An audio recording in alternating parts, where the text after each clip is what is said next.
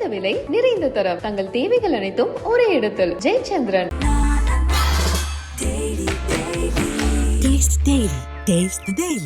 அடுத்து செஞ்சி மஸ்தான். அமைச்சர் பதவியிலிருந்து செஞ்சி மஸ்தான் நீக்கப்பட்ட பின்னணி பற்றி காண்போம்.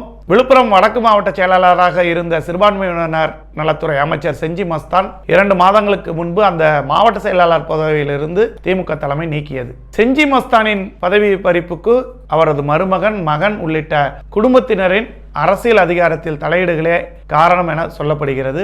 உதாரணமாக திண்டிவனம் நகராட்சியில் நடந்த சம்பவங்கள் குறிப்பிடலாம். கடந்த செப்டம்பர் மாதம் 13 கவுன்சிலர்கள் தங்களது பதவியை ராஜினாமா செய்ய போவதாக அறிவித்தனர்.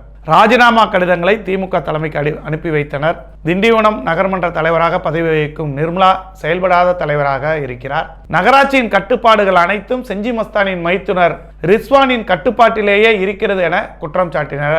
அதனைத் தொடர்ந்து ரிஸ்வான் வகித்து வந்த விழுப்புரம் வடக்கு மாவட்ட விளையாட்டு மேம்பாட்டு அணி துணை அமைப்பாளர் பொறுப்பில் இருந்தும் அவர் நீக்கப்பட்டார். அதேபோல் விழுப்புரம் வடக்கு மாவட்ட தகவல் தொழில்நுட்ப அணி ஒருங்கிணைப்பாளராக இருந்த செஞ்சி மஸ்தானின் மகன் மகத்தியர் அலி மஸ்தானும் அப்பொறுப்பில் இருந்து நீக்கப்பட்டார். தொடர்ந்து அவர்களது குடும்பத்தில் இருந்தவர்களின் கட்சி பதவிகள் அனைத்தும் பறிக்கப்பட்டது. அவர் செஞ்சி பேரூராட்சி தலைவராக இருக்கிறார் என்பதும் குறிப்பிடத்தக்கது. அது மட்டுமல்ல, கடந்த ஆண்டு மார்ச் மாதம் செஞ்சி பேரூர் கழக செயலாளராக இருந்த மஸ்தானின் சகோதரர் காஜா நஜாரின் பதவியும் பறிக்கப்பட்டது.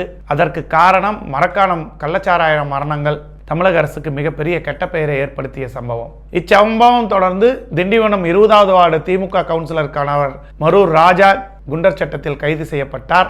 அப்போது அமைச்சர் மஸ்தான் மரூர் ராஜாவுக்கு கேக் ஊட்டும் போட்டா தீயாக பரவியது. இந்த புகைப்படத்தை காட்டி பாஜக தலைவர் அண்ணாமலை உள்ளிட்ட அரசியல் கட்சியினர் மஸ்தானின் அமைச்சர் பதவியை பறிக்க வேண்டும் என்று வலியுறுத்தினர். அமைச்சர் மஸ்தானின் குடும்பத்தினர் மற்றும் உறவினர்கள் கட்சியின் முக்கிய பொறுப்புகளில் பல ஆண்டுகள் இருப்பதாகவும் தவறான நபர்களுடன் தொடர்பில் இருப்பதாகவும் திமுக தலைமைக்கு பல்வேறு புகார்கள் பரந்த வண்ணம் இருந்தது. அதனைத் தொடர்ந்து செஞ்சி மஸ்தானின் சகோதரர் காஜா நஜ்ரின் பதவி பறிக்கப்பட்டது. கடந்த 3 ஆண்டுகளாக விழுப்புரம் வடக்கு மாவட்டம் முழுவதும் செஞ்சி மஸ்தானின் குடும்ப ஆதிக்கம் கொடிகட்டி பறந்தது. அது மட்டுமல்ல, அடிக்கடி தலைமைக்கும் புகார்கள் பறந்தன. நாடாளுமன்ற தேர்தலுக்கு முன்பாக திண்டிவனம் பகுதிக்கு வந்த முதல்வர் ஸ்டாலினிடம் திமுக மாவட்ட நிர்வாகிகள் அமைச்சர் மஸ்தானுக்கு எதிராக புகார் மேல் புகார் கூறினார்கள். ஆனால் ஏற்கனவே இஸ்லாமியரான அமைச்சர் நாசரின் பதவி பறிக்கப்பட்டிருக்கிறது. திருநெல்வேலி மத்திய மாவட்ட செயலாளர் அப்துல் வஹாப்பின் பதவியும் பறிக்கப்பட்டிருக்கிறது. தேர்தல் நேரத்தில் செஞ்சி மஸ்தானின் பதவி பறித்தால் அதில் தேர்தலில் பாதிப்பு ஏற்படலாம் என கருதி திமுக தலைமை காத்திருந்தது. தற்சமயம் பார்த்து செஞ்சி மஸ்தானை அமைச்சரவையிலிருந்து நீக்கியுள்ளது. மனோ தங்கராஜ் நீக்கப்பட்டதின் பின்னணி என்ன? 2021இல் திமுக அரசு பொறுப்பேற்றவுடன் சாமு நாசர் பால்வளத்துறை அமைச்சராக நியமிக்கப்பட்டார். பின்னர் அமைச்சரவையிலிருந்து நாசர் நீக்கப்பட்டதை அடுத்து மனோ தங்கராஜ் தகவல் தொழில்நுட்பத்திலிருந்து பால்வளத்துறை அமைச்சராக நியமிக்கப்பட்டார். தற்பொழுது அமைச்சரவை மாற்றத்தில் ராஜா கண்ணப்பனுக்கு பால்வளத்துறை அமைச்சராக நியமிக்கப்பட்டுள்ளார். 3 ஆண்டுகளில் 3 அமைச்சர்களை சந்தித்த துறையாக பால்வளத்துறை இருக்கிறது.